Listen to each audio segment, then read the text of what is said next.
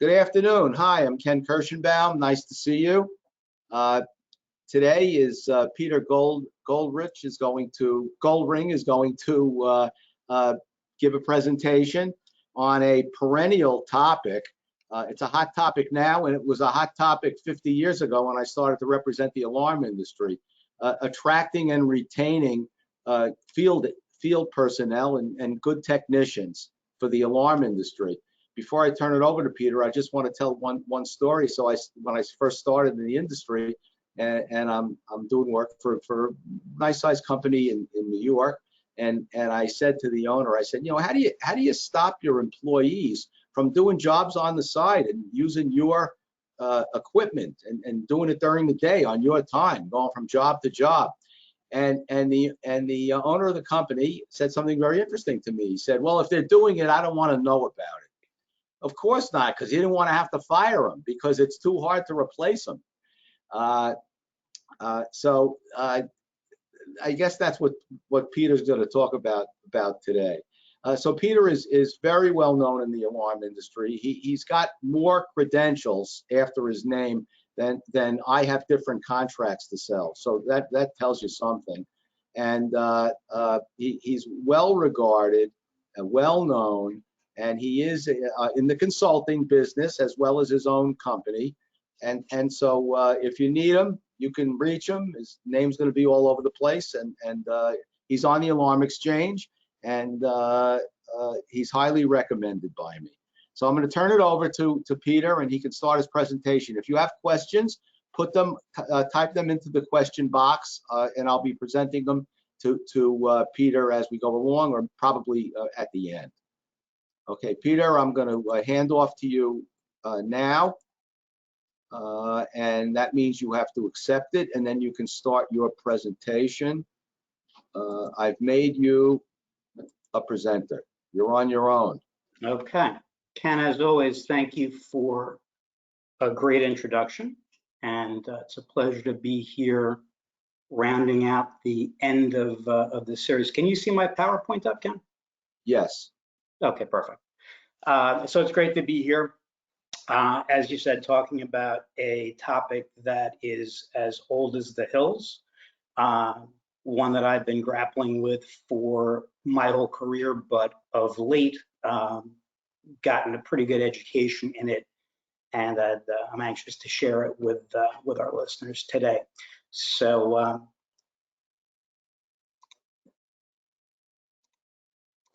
me just get our show going here. Sorry. All right. So we see the slide up, Ken? Yes. All right, perfect. I'm muted, so I don't bother you. Okay, so just a quick bit about me. So 38 years in the security industry. At 38 of my 50 years in the security industry, grew up like many, as young as I could be holding a tool or using a screwdriver. I was. Third generation. My family's been in the industry since 1923, 1 year away from our 100th anniversary, so that's going to be pretty cool next year. Nice at level 4, licensed in a bunch of states, New York, New Jersey, Connecticut, Delaware, South Carolina, and Florida. I hold all of New York City, the FDNY certificates of fitness, including the ARCs, the in-building amplifier systems, and I'm an expediter. I just recently was appointed to NFPA's standard committees as a principal member. That's really one of my great honors, to be given back to standards. I have 2 primary businesses. One is a retail installing company called Goldring Protection that caters to high-risk residential and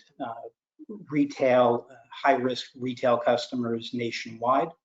And then I have a consulting practice that specializes in management, financial consulting to medium and larger businesses, and recently with a focus on some smaller businesses as well. And we can talk about that a little later in the presentation. And finally, I'm a volunteer firefighter EMT with the Adelphia Fire Company in Monmouth, New Jersey. I like to say that when I'm not setting off the alarms during the day, we're responding to them at night. So we're going to try something a little different. I think this is a first on the Kirschenbaum series. If anybody attends some of the different seminars in the industry, it's a popular thing to throw some surveys up as we go.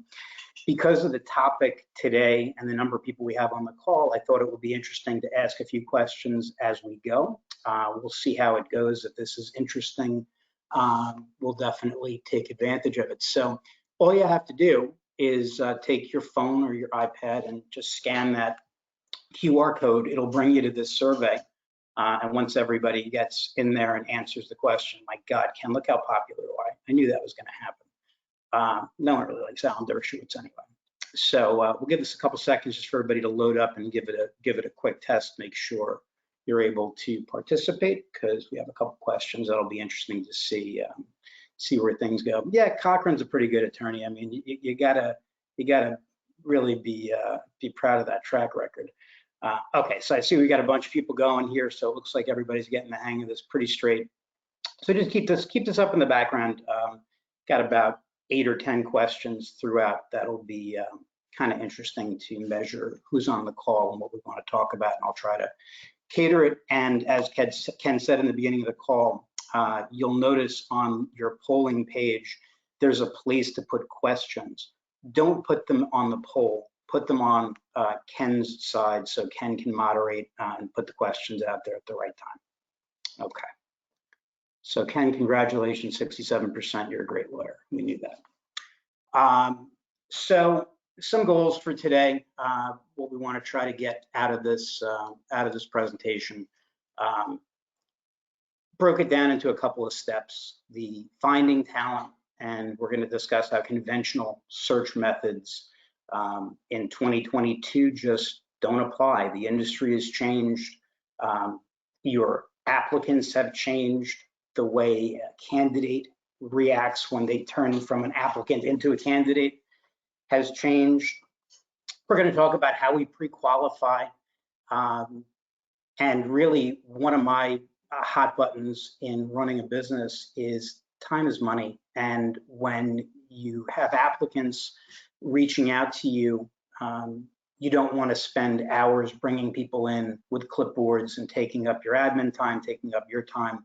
There's a lot that can be done, and indeed, COVID has taught us there's a lot that can be done in advance to get people qualified and save time and money. Of course, developing the candidates into applicants. How do you stand out from your competitors? How do you make somebody passionate about working for you? You know, the role in this industry of a recruiter, in almost every industry of a recruiter, is to be a cheerleader. Rah, rah, go work for ABC Alarm Company. They're the best. How do you do that? How do you get this enthusiasm instilled into your candidates and turn them into applicants? Trust but verify. Well, it's 2022, and you know this problem goes back a long way, where people exaggerate what they can do, what they can, and never what they can't do. It's always about what somebody can do. So we'll talk about some war stories, and we'll talk about ways that we can measure what people are able to do using psychomotor and cognitive methods. And lastly, repeatable measurements to yield repeatable results.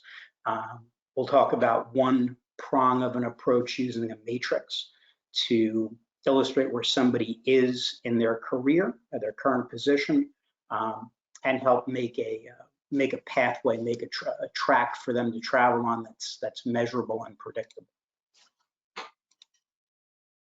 So let's go back for a second and just do a little housekeeping so we can kind of see where our participants are in their career.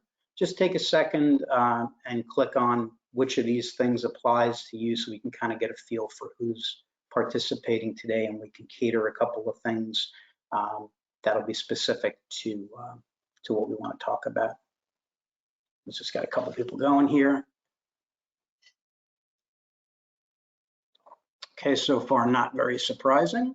I'm sure we have a couple of HR people on the phone, because I think I saw a couple of HR names. Yep, there we go. Don't be shy, HR people. It's okay. You've got a very important job. Okay, so far this is looking about like what my off-the-rack presentation is going to cater to. If anybody sees any questions along the way that pertain to your individual specialties, throw them out there for Ken as we go. Great, thanks everybody. Whoops. Okay, and let's just, while we're here, just give a quick idea of company size, because there are a couple of things that are relative to how big an organization. Okay, interesting. Interesting, okay. So we got a couple of big companies, we got a couple of smaller companies, nice mix. Okay, so once again, I think I have gauged this pretty accurately. Okay, so larger companies out there, if I don't touch on everything you want to hear, feel free to reach out after the call. We will talk about some big company issues, but I think for the most part, we're going to hit on who's on the phone today. Okay, and the last one for right now, just out of curiosity, how many posted openings do you think you have at this moment? Wow. Okay, I'm jumping right in with big numbers of jobs. So this is also pretty much representative of what I see in my travels and speaking to my consulting clients and speaking to manufacturer clients who speak to their dealers and distributors and get the word back from the street. There's a lot of jobs out there right now for a lot of different size companies. Okay, great. Thank you very much, guys. So here it is. This is as easy as it is. I feel like this is like, I saw this infographic and I said, let's put this up because this is kind of like we're teaching a college class, and this is, look at how ideal and look how perfect, right? In a perfect world, we identify the opening, we source the candidates, we screen them, we make a short list, we sell the candidates on the opportunity, we interview, do some reference checks, make a job offer, onboard, and voila, there you go. It's just that easy.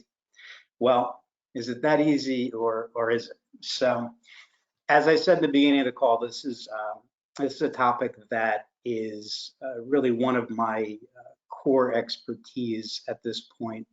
And I'm going to use a case study to explain why and talk about some things that offshoot and some best practices that came from this experience. So this went from about 2017 to about 2020, give or take. It's a New York City firm. When I got there, the primary function of the business was New York City intercoms. So for anybody in the New York City markets, you know, a New York City intercom is a very particular beast. It's an electric device as opposed to an electronic device. And it's something that you're either very comfortable servicing or you're not very comfortable servicing. They also did a lot of lock work, locksmithing work, and they were building into access control when I got there. The mission from day one was to expand this business to a full service intrusion, fire alarm, video surveillance company, and a bunch of other related services, but to really round out the business. And just to give you an idea of size on arrival, a little over $1 million a year in sales. On departure, just approaching $6 million a year in sales. Peter, we have a question. I need to interrupt. Yeah, go ahead. The recruiting is not the issue. It's getting new employees and training them. E-shuffling the deck, as you can see from Indeed, does not resolve the problem. Comments. And before you go to that, say, is there a way to make the slideshow bigger? And the low voltage license needed with the revised code in New York. We're not going to deal with that, right? Well, let's stick to that first one for right now. So let's give a little bit of latitude because I think this case study is going to hit the Indeed nail on the head about as hard as you can, and we'll expand out from that a little bit. And they want you to readjust. They want you to readjust the your screen. Maybe do you have it as the whole screen, or do you have it reduced? I'm looking at it on. I'm logged in as a user. I'm looking at it on the big screen. Maybe they can. You have it maximized on your screen? Yeah. Okay. Well, maybe that's just a one-off. Sorry about that. Okay. So, again, here we had a group of 4 technicians. We wanted to get to 20. We were on a basic ADP payroll, and I want to just take a quick second, and I'm not going to plug ADP particularly because they're good. I wouldn't say they're perfection. But one thing we did in this particular case study is we signed up as a PEO, Professional Employment Organization. So what that is, just real quick, is it means you're not hiring your employees as your own company. You're hiring them as ADP. So when you hire somebody on, they're technically employed by ADP. They have ADP's benefits, all their fringe benefits. So it's a way for a small company, 5 employees, 4 employees, even less, to offer benefits of a Fortune 50 company with a little bit of expense, but it's a way to really stand out among the pack. And the PEO thing is a whole different subject that we could spend a whole different webinar on. But if you're not familiar with it, check it out. And if you'd like more information about it, reach out. I can tell you more about it. When I got there, it was informal on-the-job training. When I left, it was formal classroom and field training and evaluation.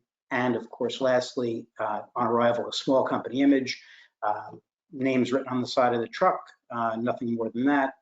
Some older t-shirts. When we left, every vehicle was wrapped, really stood out.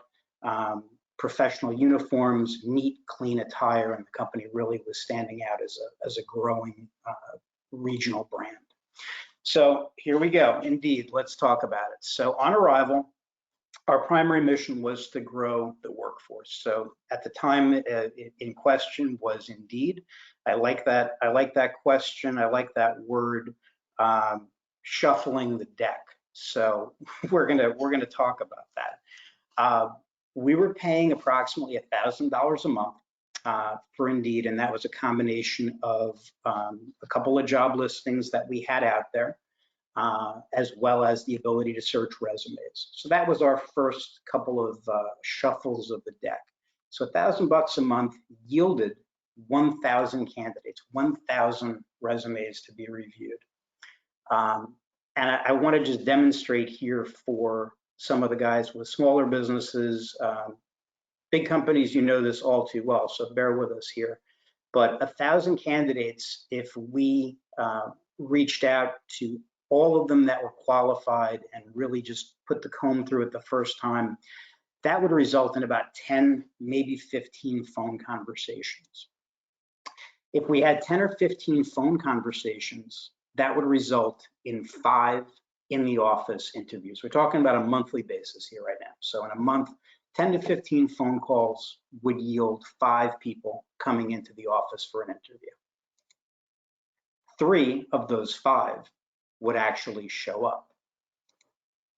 Of the 3, 2.75 would have a psychomotor skill assessment. So yes, I'm averaging out over a few months. So let's just take a brief second and talk about the psychomotor skill assessment. So cognitive skills means I'm giving you a test. Here's 10 questions, answer this, answer that. Maybe you're getting some help. Maybe you're using Google machine. Maybe you are just a great test taker. Cognitive skills are not great for vocational jobs. Psychomotor skills are what matter. I assume I'm still up on the screen here somewhere. I can't see myself, but here's something from my grab bag of my psychomotor skills exam. If we got you to that 2.75 people who would have the skill exam, we would show you different kinds of wires. We'd show you different tools, different equipment. We'd have this set up on a workbench. And we'd ask you to pick out a piece of Cat5, pick out a piece of RG6. And we'll talk a little more about this later in the presentation, but you'd be amazed of these 2.75 people that had the psychomotor skill test, maybe you wouldn't be amazed, about 1.5 would pass. 1 would just have no clue of the most basic of basic things. When on their resume, it would show they have 5 years of experience running hundreds of cable drops and network settings, and you name it. Of that 1.5, 0.5 would be offered and accept the job. So here we go, 1,000 candidates whittled down about 1/2 a person a month would be offered a job. And of course, here's the really ugly truth about it. So of that 0.5 new hire, about 50% didn't last 6 months. So that's on top of the attrition as we built up to about 16, 17 people. Ordinary attrition started to happen. We lose one person every 6, 7 months, give or take. So at 0.5 a month, it was barely keeping up with the attrition, real challenging. And of course, the cost, indeed, a couple $1,000, 15 executive hours of somebody senior reviewing resumes, an admin helping out making phone calls, the background checks, the onboarding process, uniforms training, greater than $10,000 to bring somebody on to work in the city of New York. And this cost is probably a little bit lower in some markets, probably about the same in others.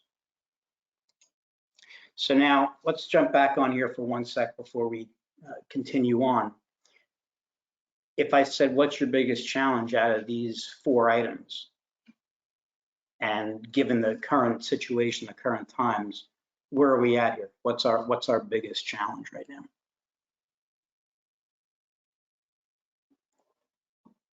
Yeah, I picked the other questions because I knew that was going to be the answer. So yeah, it is kind of a pain to get some product availability. It is kind of a pain getting some new work. But by and large, you can ask this question. I've seen this question asked, and I've asked this question in a whole bunch of different environments. It's a resounding hiring and retaining. So this is really the biggest problem we're facing today, and I don't think there's much debate about that. Okay, so let's do a little talking about the past, the present, and the future. I love this picture. It reminds me of the mid to late 80s.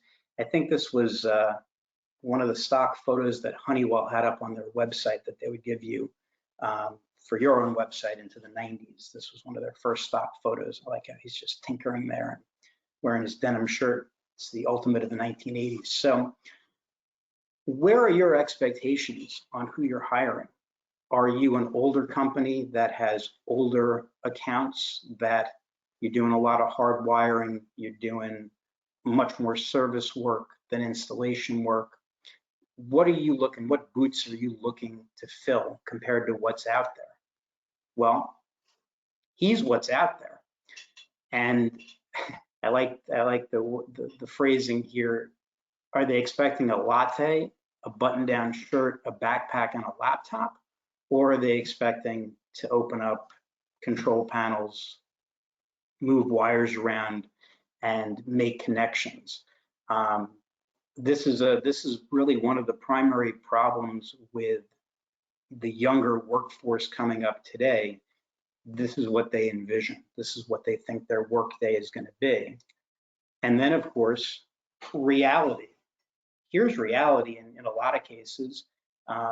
If you're in the fire alarm business, well, you need somebody that can open up that can, identify those wires, understand the circuits, understand operations of a system, standards, be able to pull out that computer, figure out how the system is programmed, how it's on a network, if it's on a network.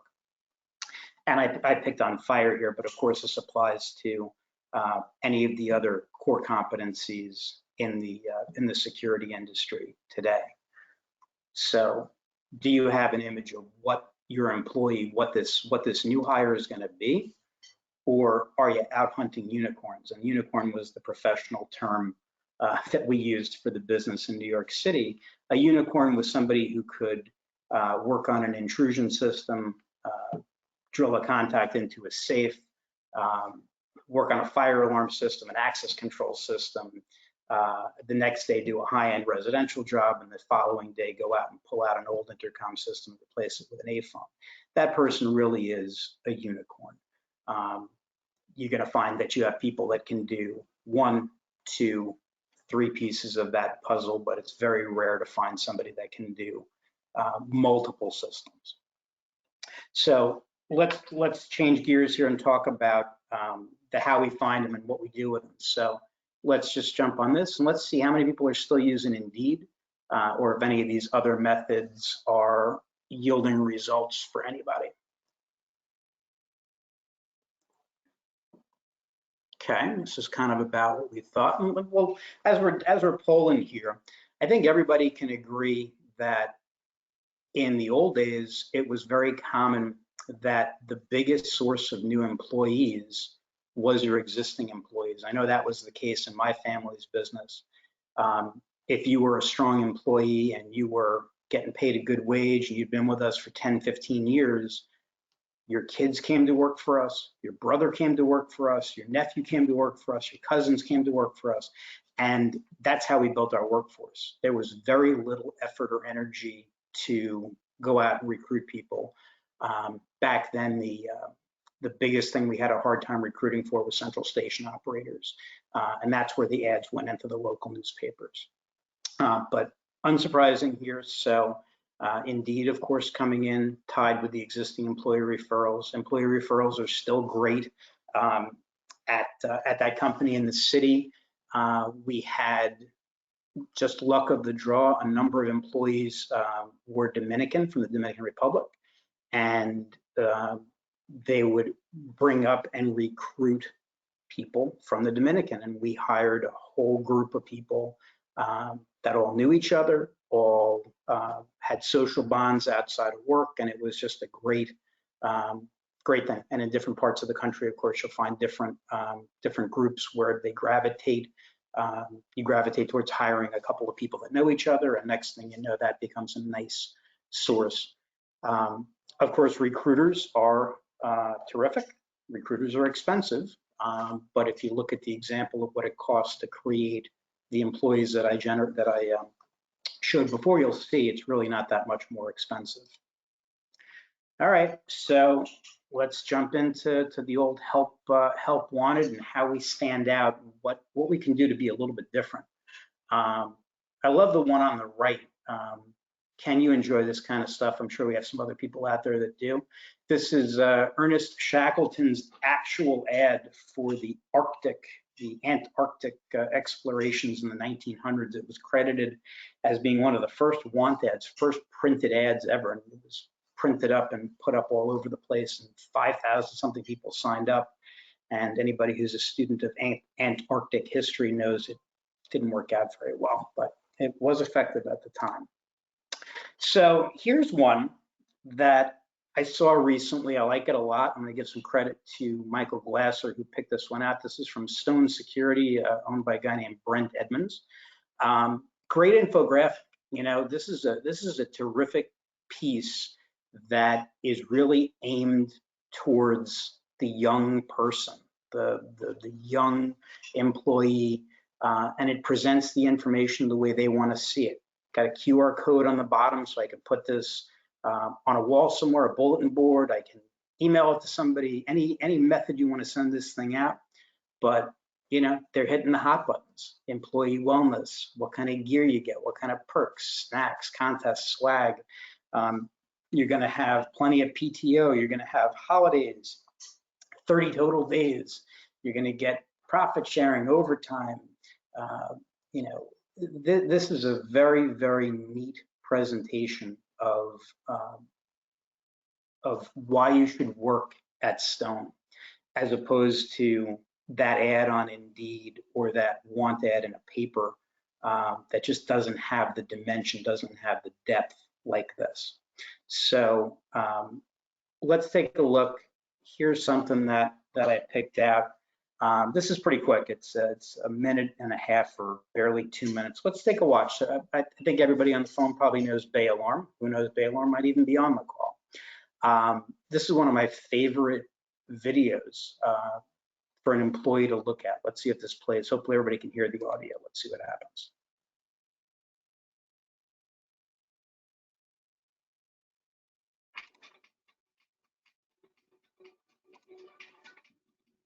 Okay, so you guys are components. Family-run business. It's in our blood. It's what our grandfather did. He started up like back in 46. So it's multi-generations of experience that have grown up in the business. People genuinely like to work here. we've been in business so long, we've learned that there's a certain way we like to do it. We put all those different things together, understand the solution aspect, the sales aspect, the service aspect, then you have a whole perspective of what it takes to take care of us. We provide a sense of peace of mind. You can't put it value on it because it's your children. It's a piece of equipment that makes your business operate. We have 110,000 customers right now. Our customers know if they choose a Baylor, there is 650 people behind the system. You know, our business, we were protecting whether it's fire, burglary, other types of losses. Well, it's not real. They can go about their day knowing that Baylor's there to help out. The training at Baylor, I think we put a big effort into it.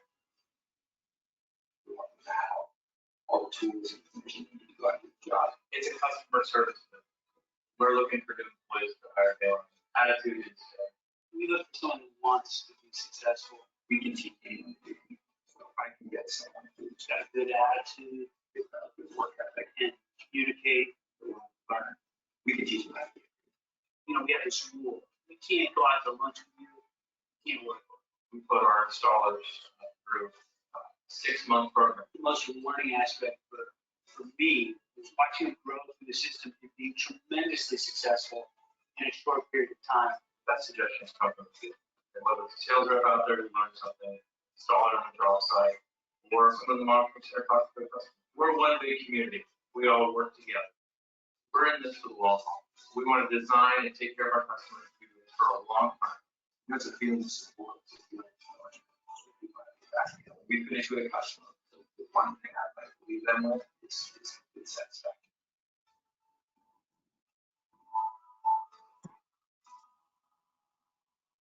Okay, so hopefully everybody got to see and hear that.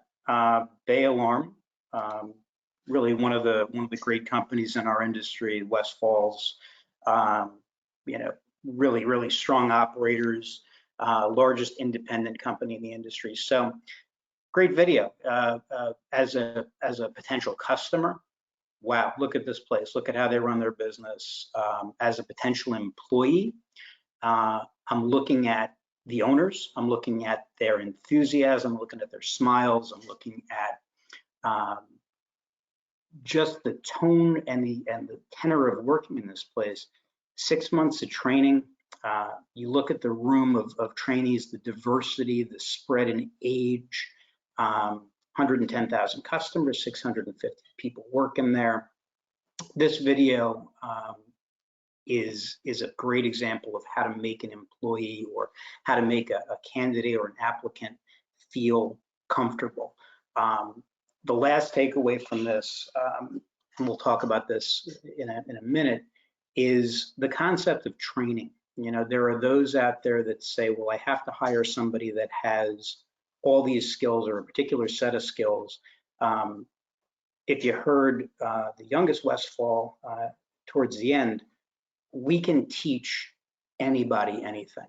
Well, maybe you can't teach anybody anything, but through their program, through their training, they can teach a lot of people a lot of things. So if you commit to that style of developing employees, do it for real. Do it 100%. Make it a thing. You don't have to build that crazy room with you know, the maze of ladders and everything else, but make training a real part of what you do every day. Help your people get better every day. So this one's a little different here. Just chuck out a word. I think it's going to let you type out a word. What's the best part of working for your company? Does everybody have something about your company that makes you think, wow, this is what makes me stand out against my local competitor. This is what makes me stand out against the national company in my market. So there's a word, growth. Yeah, that's great. I want to know if I'm going to take a job working at your company, I want to know you're growing. I want to know I can grow. People and culture, absolutely. So, you know, the people around me, I want to work with great people. I want to work with people that are more talented than I am, and I want to be able to learn, or maybe not more talented in every way, but more talented in some things that I can learn and I can help them learn. Culture, 100%.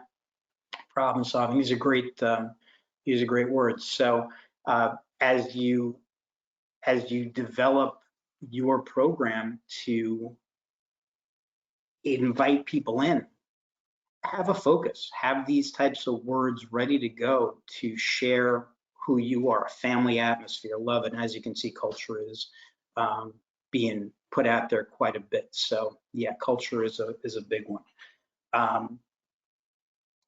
I talked about a matrix. I talked about how we measure and how we bring in somebody and how we can develop and move them down a trail of their career. So here it is. It's not terribly complicated. This is in Microsoft Excel. And I picked out, hopefully the PowerPoint's big enough everybody can see.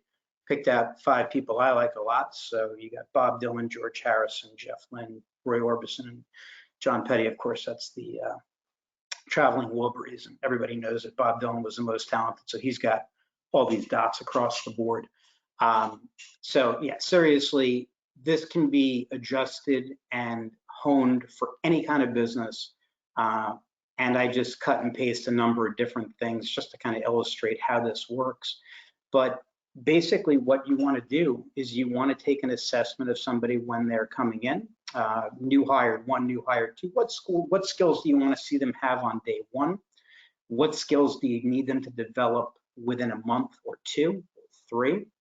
What skills by 6 months? What skills by a year?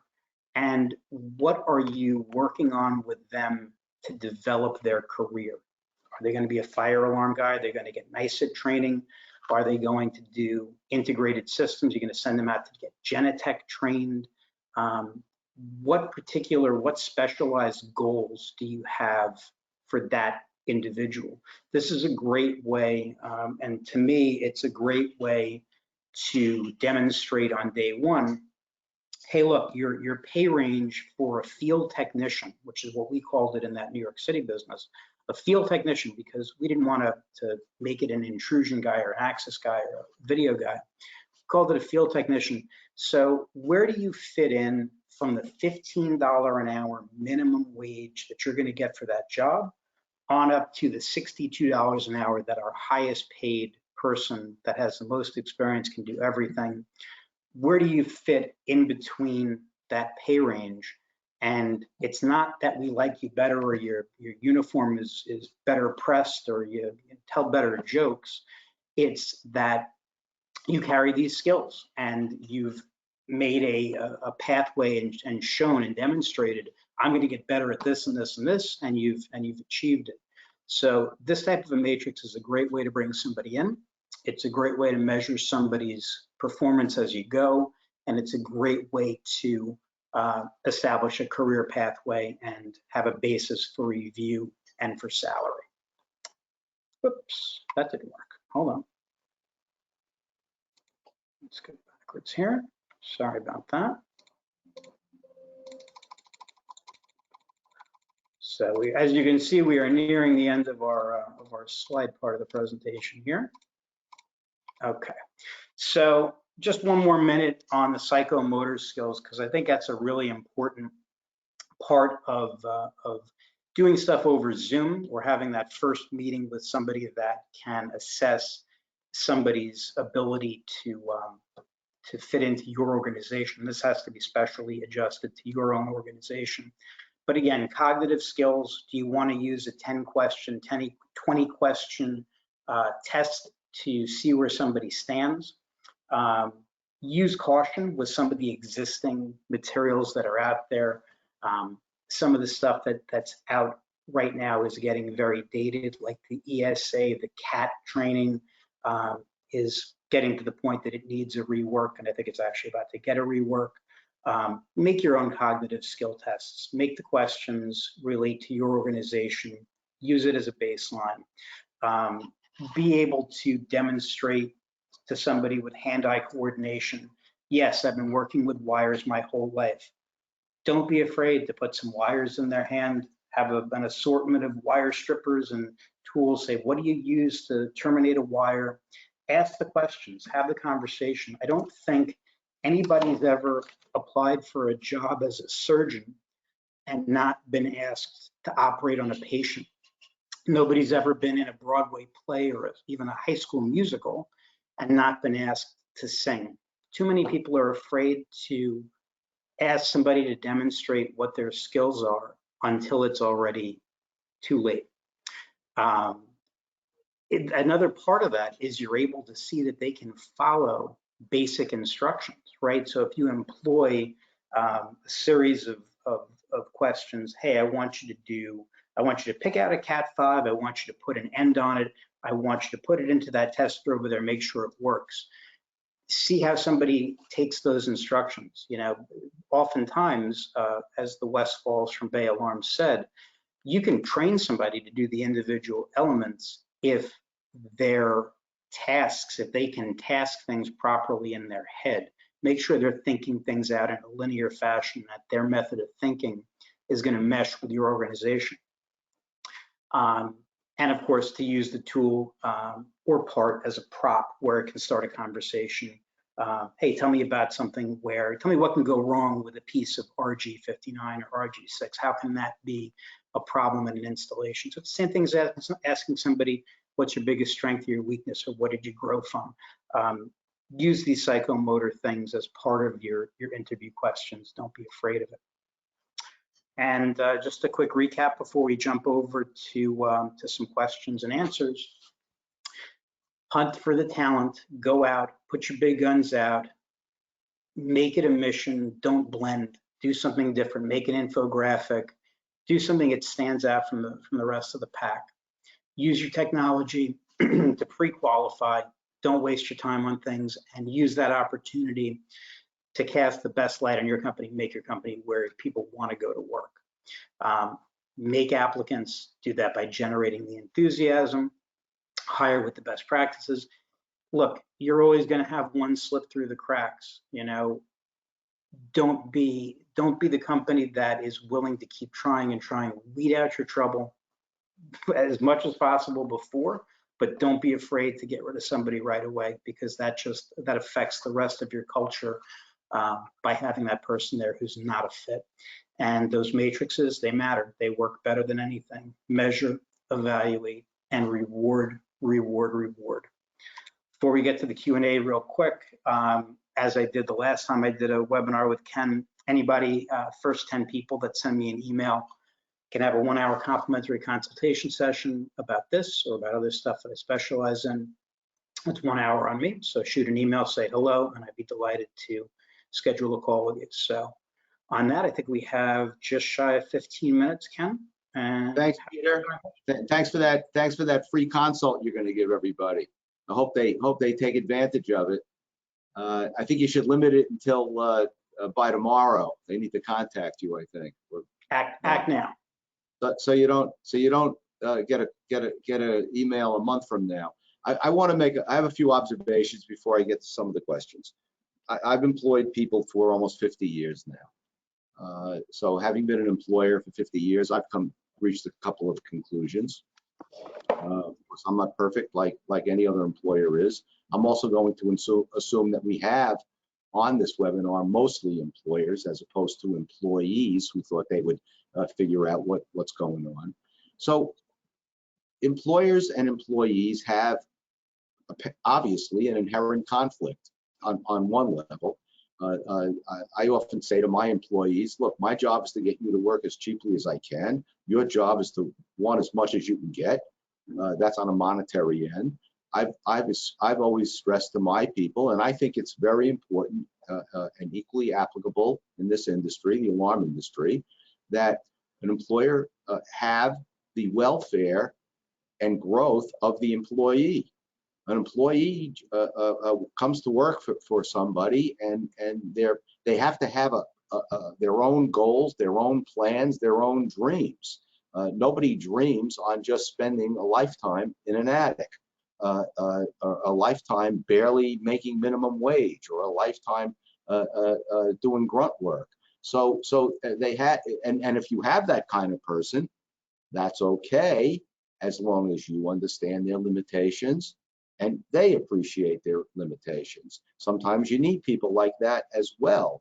But when you talk about technicians, you have, I suppose,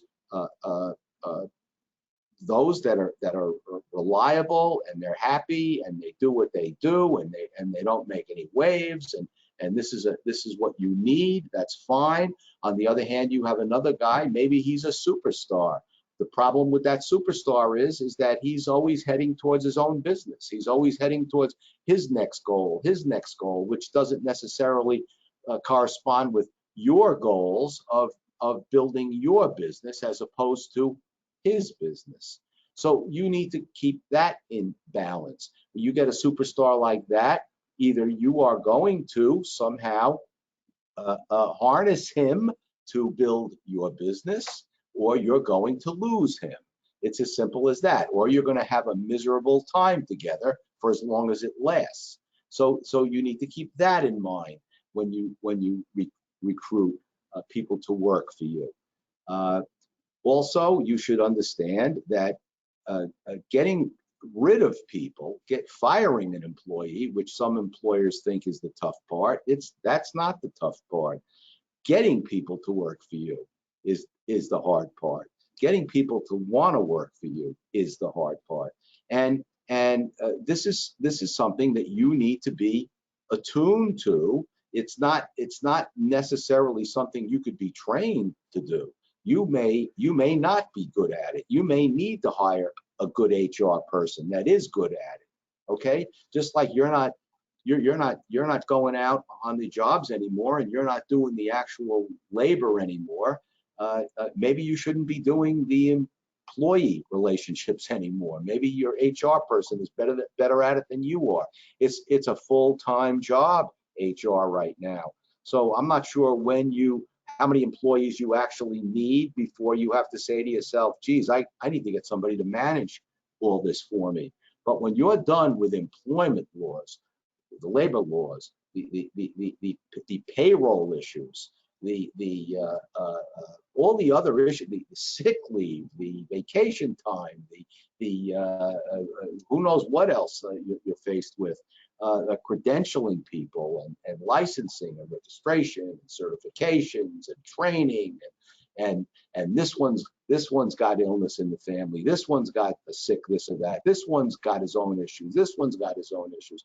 This one won't work with that one. Whatever issues you got coming up at you, these are things that are dealt with on a daily basis by HR. If you want to do your own HR, that's fine.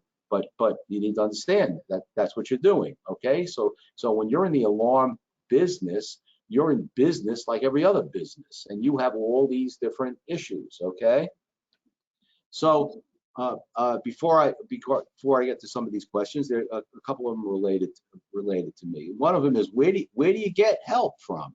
That's a question that's come up. There's a couple of them here. So I'm going to ask Peter to address that. Where do you turn to get help in the alarm industry? Now, there might be recruiters on here, professional recruiters. I have to tell you, I won't deal with professional recruiters in my business. I just don't like it. I caution you on using professional recruiters. You're going to be paying upwards to a year's salary for someone they find. Who the guarantee might be that they last a month. The guarantee might be they last 2 months. It's pretty expensive to deal with them. Are there alternatives? Well, I'm going to offer you one, and it's free. The Alarm Exchange, which I don't know. I promote it as the largest classified section in the alarm industry that's out there. Whether that's true or not, I don't know. But I was trained by that guy Barnum at the circus, so I can say what I want, I suppose. But anyway, it's free and it's there, and there's a help wanted section on it, and there's a subcontractor section on it, and it costs you nothing if you're in the alarm industry.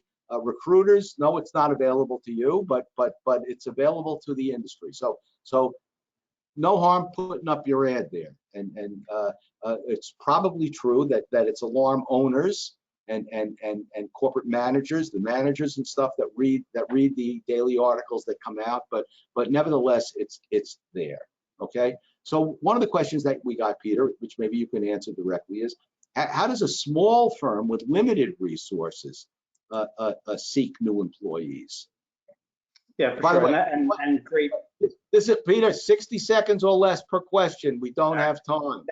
That was a great great overview you gave. And look, a lot of this depends on where the business is in the country, what market you're in. I am a big proponent, as Bay Alarm is, in educating and training. So I like to go after a vocational talent, somebody who's younger, is not college bound. We're seeing that, you know, in New Jersey, where I'm based primarily, we're seeing that that's a market. There's an availability of young people coming out of high school, realizing they're not going to college, but you have to be willing to train, and you have to be disciplined to train and develop those types of employees. You know, the conventional means, the Indeeds, all those things are out there, and they're fine for smaller businesses. My only caution for the smaller business, it's very common for that small guy to say, well, let me try to recruit somebody away from my competitor. Let me try to recruit somebody away from a national. That doesn't usually work.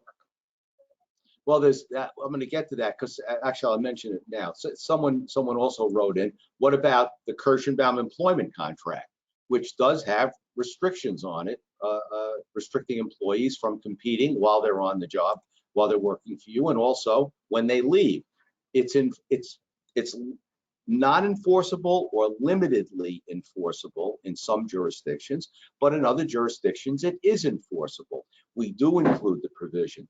It is without question a deterrent from your employees being poached by your competitors for the most part. You can't prevent somebody from earning a living, but you can certainly deter them for a time. So you do want to have that, and the employment contract does cover that. And by the way, you do want every one of your employees to sign an employment contract. I've bought your contracts. I've recommended your employment contracts, right. And there's plenty more in there besides the non-compete. And yeah, that's just one thing. That's correct. There's also the benefits and things like that. So there's no question about what the deal is. That's in conjunction with a handbook that you might have. You have more than, well, certainly if you have 10 employees, you need a handbook. You should have one. So there's no one, and if you have an HR person, you should have a handbook. You should have, these are the rules of the company, and you need them. They're not covered in an employment agreement. They're covered in a handbook, which is far more expansive than the employment agreement. One question, how do you control excessive phone calls from employees? You can't. So there, I'll answer that. That's the end of it. Yep. They're on their phone. You just don't take them. I mean, when we were on the height of our Indeed, we had people showing up at the office, and in the ad it said don't show up. It said don't call it, and we had a whole process. Part of the Indeed process, if you're going to go the Indeed route, is set up a process for that employee to follow. Here's step 1, step 2, step 3, because that's your first screening. If they're not following your instructions, how to respond to your job listing, they're not going to be responding to your commands the way you want them to. So that was a big part of our screening process. I think someone complaining about their employees using their cell phones after they're employed. It's hard, you know, obviously, because the only thing you can do with an employee, by the way, is fire them. That's it. You can't withhold their pay. I can tell you that. You can just fire them. That's about it. And by the way, just one good point that I meant to throw into the presentation, and I think I skipped it. We had one person apply who is a professional litigant that sued us under the federal whatever it is, employment acts that he had to get approval to do, because we put in the ad that you had to have a clean criminal background. You were going to be subjected to a background check, and you couldn't be hired if you were arrested. And of course, this individual, that's what he does. He goes around suing people for that. Because I want to tell you something. I get, one of the things we post on the Alarm Exchange is people looking for help, and I get a lot of ads, requests, and also it might apply with the subcontractors they're looking for, and a lot of people put in their ad, you know, must have clean driving record, must not have any criminal background, must blah blah blah blah. I routinely remove that from your ad. Yep. You cannot have that stuff in an ad. It's amazing what you can't ask. You almost can't ask anybody anything. And start with that rule of thumb, and Google the name. If Yeah, you Google Richie Levine and you check this guy out, it's amazing. And I'm not even that's so cool. sure you're not committing some kind of issue if you even look for their picture before you call them in.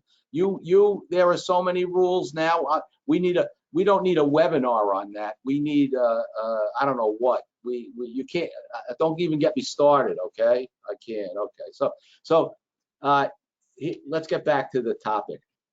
Do you have any training programs that you can recommend to people to train employees to learn? I know, by the way, that I encourage the larger clients I have to engage me to give a seminar directly to their sales staff to teach them how to use the contracts. But there are training programs out there. There's Bob Shormont is in New Jersey, I know. Alan Glass is in New York, I know. There are training programs. Even if you don't have a training courses requirement to get your employee certified or licensed, you could still send them to one of those programs to teach them things. And if you don't have continuing education requirements, you can still send them to places to get continuing education. So do you have any places that you like, Peter? Yeah, so let's touch on it. So the two major organizations that have training out there, ESA is probably the most widely known for it. So we'll just pick on them. The training program is oriented for getting a license. Alan, great friend, Alan Glasser, great program. It's oriented for getting your New York State license. Any of these programs that are oriented for that, they're designed to make you pass a test, be able to pass a test for licensing. They don't impart skill. You don't leave those classes and say, oh, now I know how to drill a hole and mount a keypad. Now I know where to place a camera. So what I've done for people, I have done training for a couple of larger organizations, and the training is, let's take pieces of this book, let's take pieces of that book that are in many cases licensing books, but we pick out the parts that make sense for their organization. We take the cognitive parts of it and we make it a 15-minute presentation. Then we do an hour of psychomotor, let's do it. And then they go out in the field and they actually practice what they learned. That's the best way to do it. You read it, you do it, and that's how you learn. So that's what I'm a fan of. And it's got to be based on the individual business. One size doesn't fit all. I want to sort of reach conclusion with this. I'm going to say something that you might find surprising, you might find puzzling. You've heard me say an employer needs to be invested in the future growth of the employee. It's very important. Employees sense it. Employees appreciate it. Good ones. I'm talking about good employees. They sense it. They appreciate it, and it's how you can retain an employee over a long period of time, and get the devotion and loyalty that you're looking for as an employer. But I do want to caution you, as a lawyer, my suggestion is you do not offer employees ownership in your business. That's not a good practice. If you think you're going to offer an employee a very, very small percentage of your business, 1 share, 2 shares, 5%, even 10% of your business, and you think that is all you need to do to retain this employee, you've made a very, very big mistake. That employee is not interested in your ownership. That ownership interest does not translate into more money for that employee. That's what the employee needs.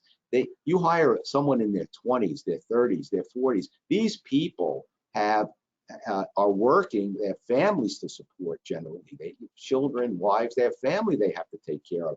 They're not interested in knowing that they have 1, 2, 3, 4, 5% in a business that's worth this or that, because they know that whatever that business is worth is dependent on you deciding when you're going to sell it. It doesn't translate into anything for them while they're working, and they need the money while they're working. So you want to retain an employee, all other things given, respect, benefits, things that they perceive as important to them and their growth. But it, unfortunately, it still comes down to, are you paying them? And that's been a problem in this industry for as long as I know about it, probably as long as the industry's been around. The pay structure in the industry is simply not up to where other industries might be, and that's an important issue. So if you pay more than your competitor, chances are your employee is not leaving you for that competitor. I would agree with that. I would agree with that completely. And I think, it's one piece of relevant history is when data cabling had its renaissance in, the early 1990s, structured cabling, that decimated a lot of very strong security companies. We lost some of our best people. Why? Because it was neater, cleaner work that they got paid more money for, and we didn't have anything to compete with it. Again, that matrix that shows, hey, here's what skills employee A has, here's what skills employee B has, here's why A is getting paid this, here's why B, here's longevity, everything else. I think one of the things that creates a break is when somebody feels that they're getting slighted, they're getting underpaid, they're not getting as much as the guy who came in after them. I think by having that matrix and being able to demonstrate, here's the magic formula, here's why he's getting paid $34.82 and you're getting paid $30.14. It's because here's where you are on the matrix, and here's where he's planning to be, and here's where you're planning to be, and you're not growing yourself in the career. You got to make it a career. Keep in mind, it's not just a matter of dollars and cents, because it goes along with the entire relationship with the employee. You have to understand that. So what you would expect to find is, okay, the company that pays less also does less for the employee.